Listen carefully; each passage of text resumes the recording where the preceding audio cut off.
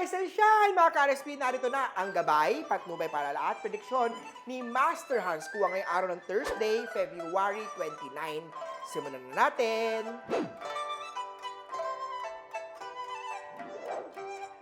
Para sa mga pinanganak ng Year of the Rat, ang pagiging malikhain mo ang magpapaganda ng career. Gold at 7 ang swerte kay Year of the Rat.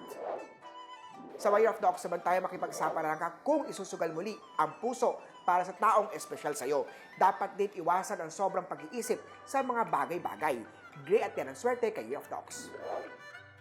Year of the Tiger naman tayo baguhin ang ugaling kinaiinggit ng lahat ng bagay. Nasa chart mo ang unexpected expenses star, kaya naman huwag maging magastos, mag-ipon lagi. Pink at tuwang swerte kay Year of the Tiger. Sa rabbit naman tayo, pagsikapan at determinasyon ang kailangan para sa pangarap dahil ito'y maaabot. Dahil soon, parating na yan. Madali ka rin makapag-asikaso ng mga papeles at dokumento dahil may kakilangang tutulong sa'yo. Makakatulong pagsuot ng Black Onyx para makaiwas sa negative star. White at 6 ang swerte kay Year of the Rabbit. Dragon naman tayo, may bago makikilala at bagong feelings na madaramdaman. Dahil sa kanya, mawawala ang lungkot at pangamba sa buhay. Sa stars naman, may happy love life star. Maganda pa rin ang money star. Magsuot ng Buddha na lucky charm, pang-enhance ng good luck and fortune. Blue at 1 ang swerte kay Year of the Dragon. Sa mga snake naman tayo, conflict day-to-day, umiwas muna sa taong mahilig pag-usapan o mag-argument para iwas tayo sa problemang malala. Pink at 9 ang swerte kay Year of the Snake. Walang ibang tutulong kung hindi ikaw. Sa mga pinanganak ng Year of the Horse, ikaw ay magpupush sa sarili upang magbago. Matuturing sa mga pagkakamaling nagawa dati. Brown at 5 ang swerte kay Year of the Horsey.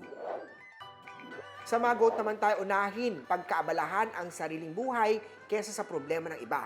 Magsuot ng Buddha Jade na charm para ma-activate ang money star. Yellow at 16 ang swerte kay Year of the Goat. Sa monkey naman na baguhin ang ugaling panlalait ng kapwa. Kung ito'y papairal, wala ka magiging kaibigan at maraming naiinis sa'yo. Magsuot ng rose quartz para ma-enhance ang love star pitch at 8 ang swerte kay Year of the Monkey. Mainam na magsimula muli ng panibagong kinabukasan sa mga Year of the Rooster. Magpasalamat sa panibagong umaga at pag-asa. Makinig sa sinasabi ng puso, ngunit pakinggan din ang utak.